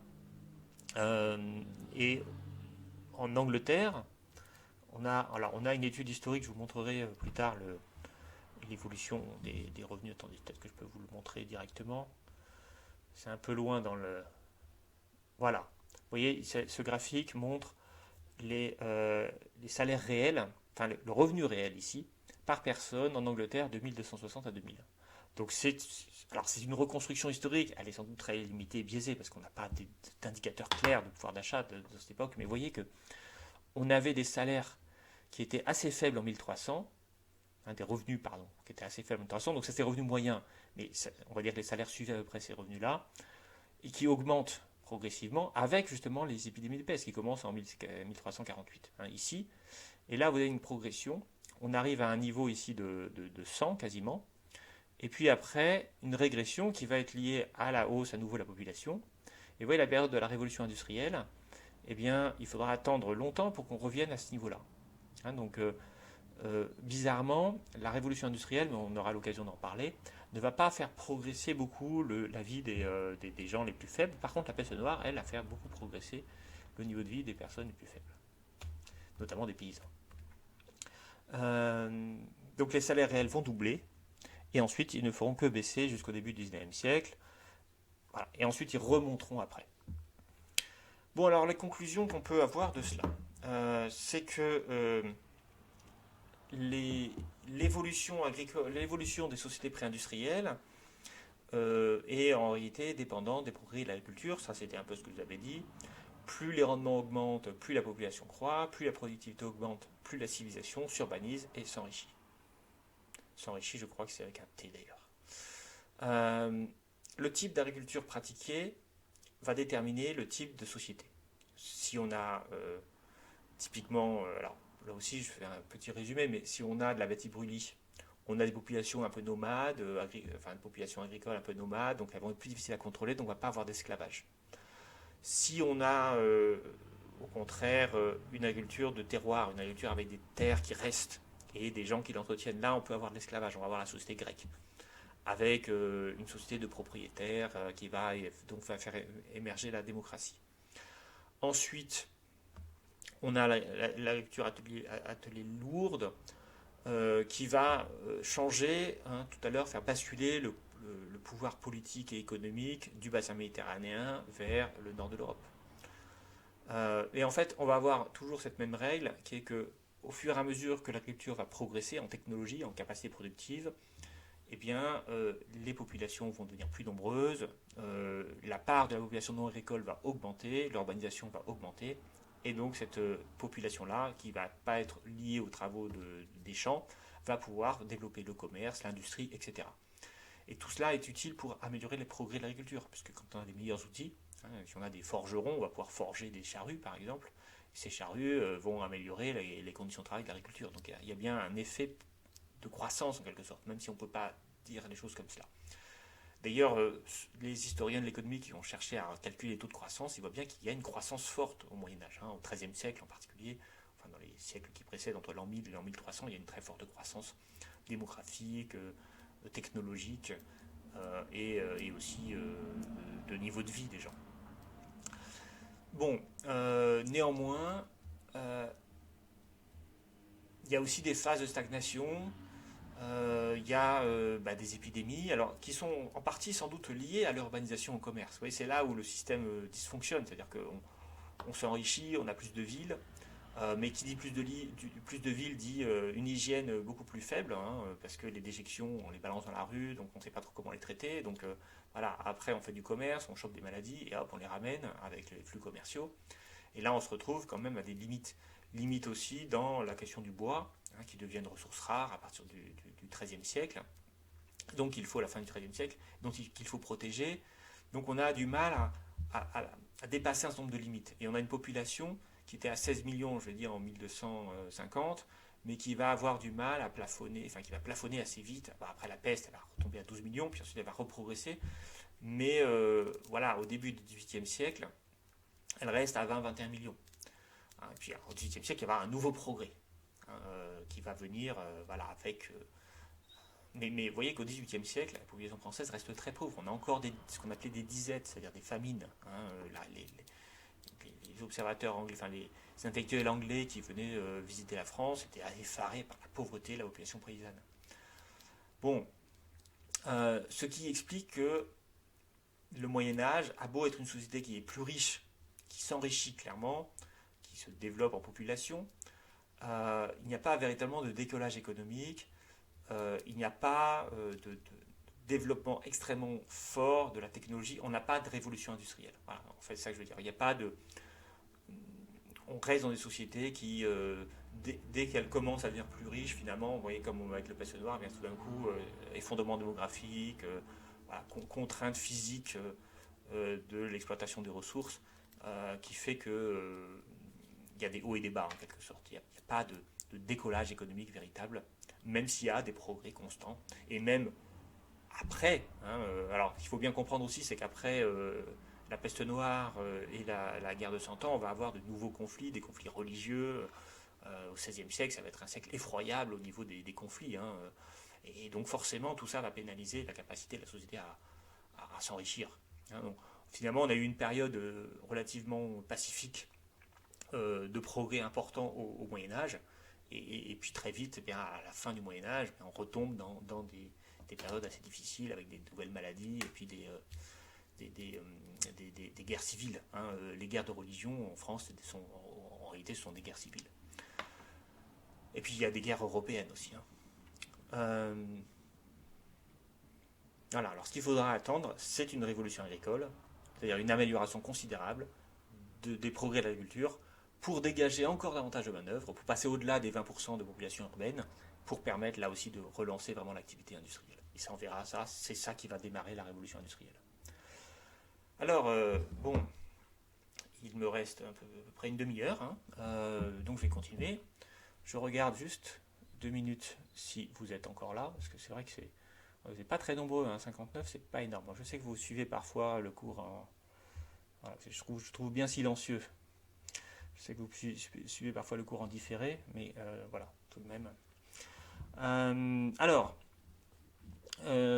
Donc je voudrais maintenant aborder la même histoire, c'est-à-dire l'histoire des sociétés pré-industrielles entre le néolithique et la révolution industrielle. Donc cette énorme période de temps, hein, qui va de 8000 ans avant Jésus-Christ jusqu'à l'an 1800, 1750, mais d'une autre manière. Maintenant, ce qui va m'intéresser ici, c'est non pas de comprendre les progrès de l'agriculture et comment l'agriculture permettre des progrès, des progrès sociaux, mais d'essayer de comprendre une autre chose qui pour moi est aussi importante à comprendre que les progrès de l'agriculture, c'est le développement progressif de ce qu'on peut appeler l'esprit du capitalisme.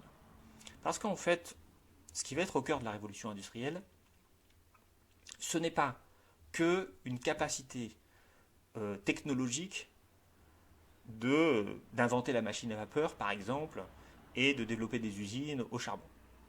Ce qui va être au cœur du capitalisme, c'est aussi une certaine représentation du monde, dans lesquels on va avoir cet esprit d'accumulation, cet esprit marchand, cet esprit de développement économique. On va passer avec la révolution industrielle d'une société qui a une très très faible croissance, qui quelque part s'auto-reproduit, à une société qui va avoir une croissance forte. Alors forte, ça veut dire 1 à 2% par an, mais c'est extrême, c'est tout à fait nouveau dans l'histoire de l'humanité. Il faut bien comprendre que la révolution industrielle, c'est quelque chose qui est de l'inédit dans l'histoire de l'humanité. Et c'est la raison pour laquelle elle va complètement changer le monde. Et donc, si on veut comprendre l'origine de cette révolution industrielle, il ne faut pas uniquement s'intéresser au degré technologique et au progrès de l'agriculture. Il faut aussi s'intéresser au progrès dans la mentalité des gens, dans leur représentation, dans l'idée qu'on peut accumuler de l'argent, par exemple, dans le rapport au marché, qui est au cœur de la révolution industrielle. C'est ça que je voudrais ici développer avec vous. Donc cette deuxième partie du chapitre 2, qui est en quelque sorte une histoire de la relation marchande, de la manière dont les hommes ont progressivement mis au cœur de leur société le marché. Alors, si je vous explique cela, c'est parce que si on veut analyser ce que c'est que le capitalisme, il ne faut pas le confondre avec l'industrialisation. Le capitalisme, ce n'est pas que l'industrie, c'est beaucoup plus le marché. Qu'est-ce que c'est que le capitalisme? C'est la propriété privée du capital, c'est-à-dire des moyens de production, mais dans le cadre d'un rapport de propriété privée du capital et de la capacité qu'on a d'échanger ce capital et l'utiliser selon ses propres besoins. Et donc ce qui va être au cœur du capitalisme, c'est finalement l'idée de profit, l'idée d'usage du capital, l'idée d'accumulation dans un cadre marchand. Alors c'est là qu'il faut comprendre comment le marché est apparu dans les sociétés, typiquement ici occidentales, en Europe. Mais marché non pas comme un lieu où on échange, mais comme une institution qui va engendrer des prix et qui va susciter des comportements qui sont des comportements capitalistes, maximisation du profit, etc. Alors pour le comprendre, il faut tout d'abord s'habituer à l'idée que ces notions qui aujourd'hui nous paraissent évidentes, ces notions de profit, d'accumulation, sont en fait des notions qui ont été inventées, qui ont été construites socialement et culturellement, qui n'étaient pas présentes dans les sociétés traditionnelles. Qu'est-ce que c'est que le profit? C'est l'idée de dégager une marge sur une activité. Et ce profit, qu'est-ce qu'on va en faire? On ne va pas simplement se rémunérer avec, on va en garder une partie pour accumuler de nouveaux moyens de production, pour engendrer davantage de profit. C'est cette logique-là de profit, d'épargne et d'accumulation du capital, en fait, qui sont, à mon avis, la caractéristique fondamentale du capitalisme. Surtout que c'est organisé de manière privée. Or, tout cela n'a rien d'évident dans les sociétés humaines. L'idée que le comportement humain doit être tourné vers la quête du profit maximal et de l'utilité, tout ça est une invention sociale extrêmement récente. Alors pour essayer de le comprendre, il faut revenir sur ce que c'est qu'une société humaine non capitaliste, non marchande. Eh bien, on peut revenir là aussi au tout début de l'histoire à la société de chasseurs-cueilleurs. Alors ces sociétés de chasseurs-cueilleurs, ces sociétés traditionnelles sont des sociétés assez peu nombreuses, sont des sociétés où tout le monde se connaît, ou quasiment, où les gens qui commercent entre eux sont des gens qui se connaissent. Et dans ce cas-là, on n'a pas un rapport objectif avec l'échange. C'est-à-dire qu'on échange avec des individus. On n'échange pas socialement avec l'intermédiaire du marché.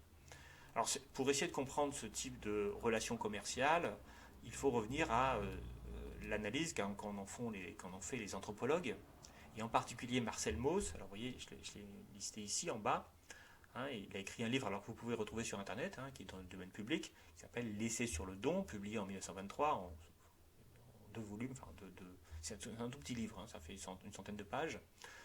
Et Marcel Mauss, en fait, c'est un Français qui vient de Lorraine et qui allait étudier les sociétés d'Indiens d'Amérique du Nord, d'Australie, etc., qui sont justement des sociétés, pas du tout capitalistes, bien sûr, mais pas du tout marchandes, un peu des sociétés de chasseurs-cueilleurs, et qui essayent de comprendre comment les échanges se font dans ces sociétés-là. Et en fait, ce qu'il va démontrer, c'est que la manière dont les biens s'échangent dans ces sociétés, c'est ce qu'on appelle le potlatch, c'est-à-dire un système de dons ritualisés.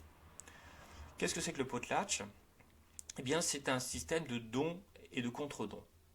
C'est-à-dire qu'une personne donne quelque chose à quelqu'un, ou lui rend un service, mais très souvent ça passe par un don physique, un don d'objet, lorsque cet objet est donné, la personne qui le reçoit euh, doit en quelque sorte s'engage à rendre, à donner une contrepartie à cet objet. C'est-à-dire qu'en fait c'est un don qui suscite chez la personne qui reçoit un contre-don. Et cette organisation sociale en fait permet de tisser des liens sociaux. C'est-à-dire que l'objectif du potlatch n'est pas uniquement de transmettre un bien, mais de transmettre une relation. Dans ce cadre-là, on n'a pas une relation marchande traditionnelle, c'est-à-dire que l'échange, le but de l'échange n'est pas l'objet qui est échangé, le but de l'échange c'est la relation entre les individus. Alors un exemple pour le comprendre, mais parce qu'en fait le potlatch c'est quelque chose qui est anthropologiquement présent dans l'être humain, c'est quelque chose qui correspond à ce qu'on fait tout le temps dans la vie de tous les jours sans forcément en avoir conscience. C'est quand vous rendez un service à un ami par exemple, vous le faites parce que c'est un ami, mais en lui rendant service, vous lui démontrez qu'il est votre ami, ou que vous êtes son ami. Enfin bref, vous démontrez un lien d'amitié. Donner quelque chose à quelqu'un, c'est entretenir une relation avec cette personne. Mais c'est aussi demander à cette relation de nous rendre quelque chose. C'est-à-dire que quand moi j'aurai besoin de quelque chose, cet ami m'aidera. Voilà. Et ça c'est au cœur des relations. C'est le principe des cadeaux de Noël, bien sûr, qu'on peut se faire. Et tout le problème du potlatch, c'est que ça crée en quelque sorte une forme une relation sociale. On tisse grâce au don des relations individuelles qui sont d'autant plus fortes que le don qu'on va donner est précieux. Et là, c'est la première différence avec l'ordre marchand, c'est que vous apprenez qu'en économie, le principe d'un échange, c'est que je donne à l'autre quelque chose dont je n'ai pas besoin et dont lui a besoin, et donc comme ça, je maximise l'utilité des deux personnes. Dans le potlatch, c'est pas du tout comme ça que ça fonctionne. C'est même l'inverse. On peut vouloir donner à l'autre quelque chose qui n'a aucun intérêt pour l'autre, mais qui a de l'intérêt pour moi. Pourquoi je fais cela? Par exemple, ce bijou qui vient de mes grands-parents, de mes aïeux, qui est toujours transmis dans la famille, si je le donne à quelqu'un, qu'est-ce que je fais en fait? Je lui dis, ben voilà, je donne quelque chose qui est très précieux pour moi, et en lui donnant, eh bien, je lui montre mes sentiments.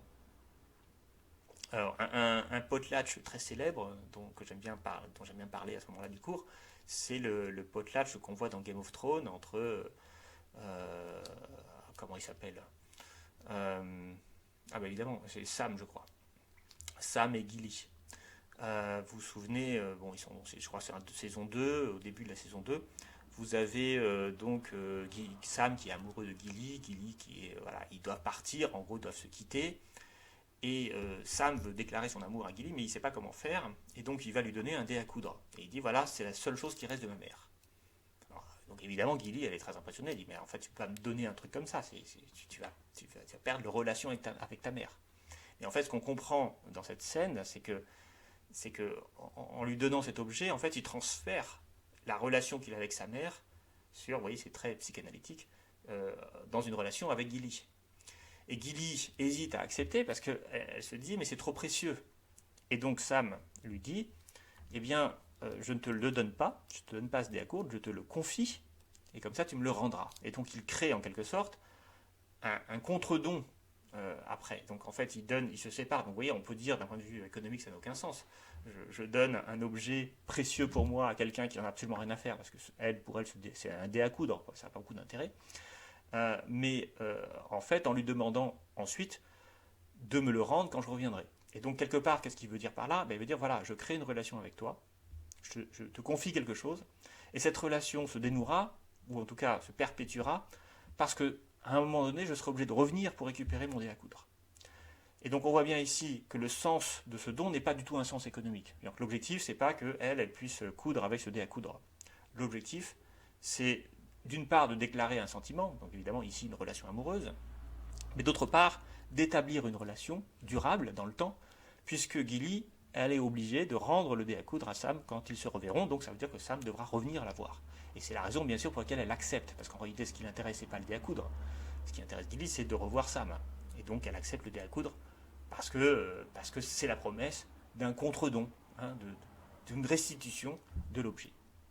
Et donc ce qu'on constate ici c'est que ce fonctionnement du don ritualisé, qui s'appelle donc le potlatch, d'abord, premièrement, tout le monde comprend cette logique-là, c'est-à-dire qu'elle est intégrée dans nos rapports sociaux fondamentaux.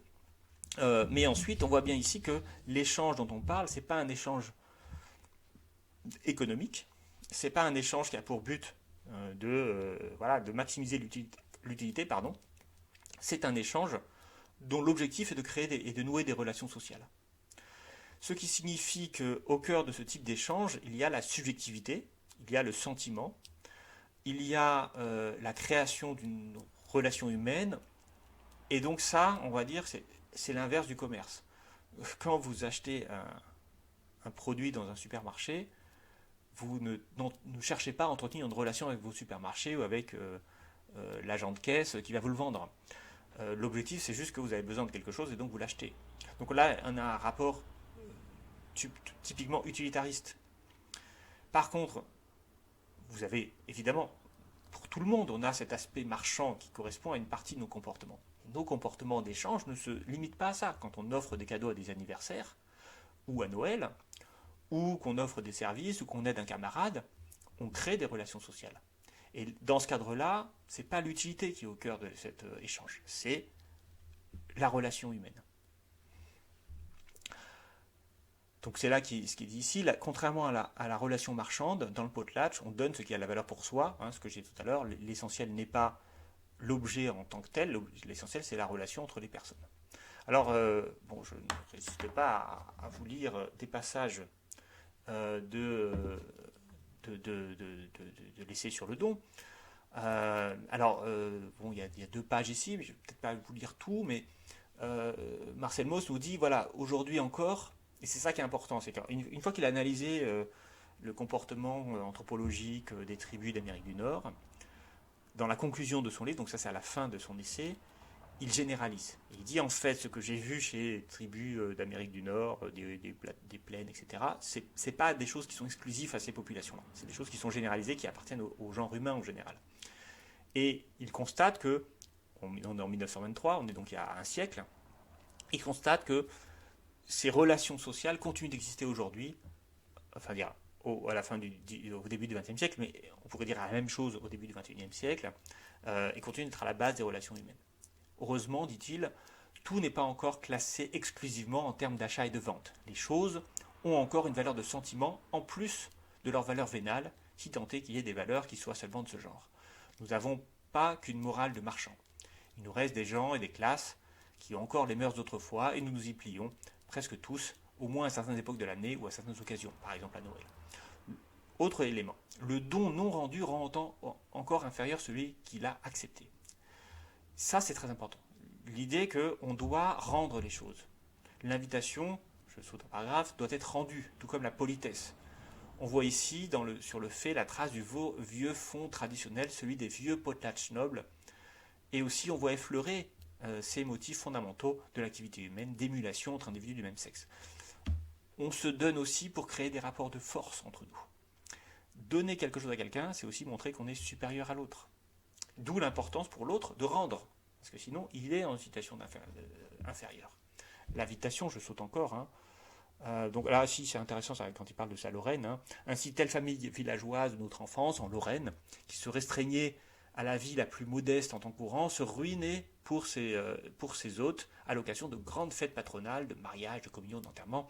Il faut être grand seigneur dans ces occasions, donc il faut donner aux autres. Quand on donne aux autres, on montre qu'on a une existence sociale. On peut même dire qu'une partie de notre peuple se conduit ainsi constamment et dépense sans compter quand il s'agit de ses hôtes, de ses fêtes, de ses étrennes. L'invitation doit être faite, elle doit être acceptée. Ça aussi, si vous refusez le don de quelqu'un, vous refusez la relation. Si Gilly n'avait pas voulu accepter le dé à coudre, leur histoire d'amour, elle s'arrêtait là, c'était terminé. Et d'ailleurs, ça aussi, ça fait partie de la base des relations. Vous avez quelqu'un que vous aimez bien et qui vous offre un cadeau, vous l'acceptez. Non pas que, même si le cadeau est tout pourri, parce que la personne, vous l'aimez bien. Si quelqu'un que vous n'aimez pas vous offre un cadeau, même si c'est un bon cadeau, vous avez intérêt à ne pas l'accepter si vous ne voulez pas avoir de relation avec cette personne. Donc voilà, donc l'invitation doit être faite, elle doit être acceptée. Nous avons encore cet usage, même dans nos corporations libérales. il y a 50 ans à peine, peut-être encore récemment, dans certaines parties d'Allemagne et de France, tout le village prenait part au festin du mariage. L'abstention de quelqu'un était bien mauvais signe, présage et preuve d'envie, de sort. En France, dans de nombreux endroits, tout le monde prend part encore à la cérémonie. Voilà. Donc, alors évidemment, on n'a plus ces vies de village aujourd'hui, mais voilà, vous invitez des gens. Si des gens refusent de venir, c'est souvent pas parce qu'ils n'ont pas envie de venir ou parce qu'ils ne peuvent pas, mais c'est parfois parce que simplement ils ne vous aiment pas, ou ils n'ont pas envie d'entretenir de relations avec vous. Alors, je continue parce qu'ensuite il extrapole, Marcel Mauss, il me dit voilà, euh, les, voilà, il parle des vies des clans australiens ou d'Amérique du Nord. Donc on a ici une économie relativement amorce et désintéressée à l'intérieur de sous-groupes qui règle la vie des clans. Et puis on a d'une part et donc l'économie individuelle du pur intérêt de nos sociétés d'autre part. Et là, il va insister dans ce passage sur le fait que c'est deux genres d'économies totalement différentes. Toute une série immense d'institutions et d'événements économiques ont dû se faire pour engendrer la société d'aujourd'hui. Et il continue de dire, regardez, le mot même d'intérêt est récent, d'origine technique comptable, interest, en latin, qu'on écrivait sur les livres de comptes, en face des rentes à percevoir. Dans les morales anciennes les plus épicuriennes, c'est le bien et le plaisir qu'on cherche, et non la matérielle utilité. Il a fallu la victoire du rationalisme et du mercantilisme pour que soient mises en vigueur et élevées à la hauteur de principe les notions de profit et d'individu. On peut presque dater après Mandeville, la fable des abeilles, donc au XVIIe siècle, le triomphe de la notion d'intérêt individuel. En gros, ce que Marcel Mauss nous explique, c'est qu'en fait, cette idée d'intérêt individuel, cette idée d'utilité, de mercantile, c'est pas, ça a été inventé, et ça a été inventé dans l'histoire récente. Je termine le dernier paragraphe. Ce sont nos sociétés d'Occident qui ont très récemment fait de l'homme un animal économique. Mais nous ne sommes pas encore tous des êtres de ce genre. Dans nos masses et dans nos élites, la dépense pure et irrationnelle est de partie courante. Elle est encore caractéristique de quelques fossiles de notre noblesse. L'homo economicus n'est pas derrière nous, il est devant nous, comme l'homme de la morale et du devoir, comme l'homme de la science et de la raison. Alors là, il termine quand même de manière un peu pessimiste, puisqu'il nous dit l'homo economicus est devant nous. C'est-à-dire que Marcel Mauss fait en quelque sorte le pari ou le constat, un peu sans doute désabusé, parce qu'on voit bien de quel camp il se penche, hein, et lui, il est un peu conservateur, il veut revenir en quelque sorte aux sociétés traditionnelles. Mais il a l'impression que l'homme de la raison, du calcul, de l'intérêt, inventé par l'individualisme du XVIIe siècle, va dominer bientôt tous les comportements sociaux. Or, clairement, c'est faux. Et là, il y a des travaux plus récents, mais je ne vais pas y revenir. Bon, j'en parle dans l'économie du réel. On a beaucoup de travaux qui démontrent en réalité que l'essentiel des comportements humains, aujourd'hui, dans une société capitaliste, ne sont pas des comportements économiques. Ce ne sont pas des comportements dominés par l'homo economicus. Et bien sûr qu'il y a des parties de nos comportements qui sont marchands. On va chercher à acheter les trucs les moins chers pour l'utilité qu'on a dans des magasins anonymes, etc. Mais regardez les liens que vous avez avec vos amis, vos familles, voilà, vos camarades, etc.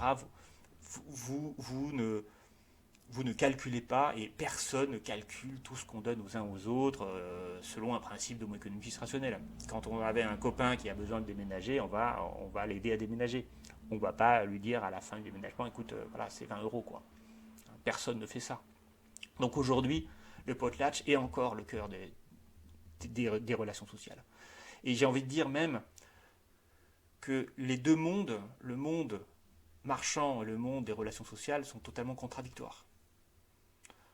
Si on demande de l'argent après un déménagement, c'est qu'on n'est pas ami avec la personne. Voilà. Ça ne peut quand on a une relation marchande, on n'a pas une relation affective. Et donc, comme on a tous besoin de relations affectives, on a besoin de non-marchands. Ou plus précisément, on a besoin de relations qui ne se calculent pas. Et là, j'ai envie de vous montrer ce livre-là, de David Graeber, que j'ai apporté exprès, puis j'en ai un autre d'ailleurs.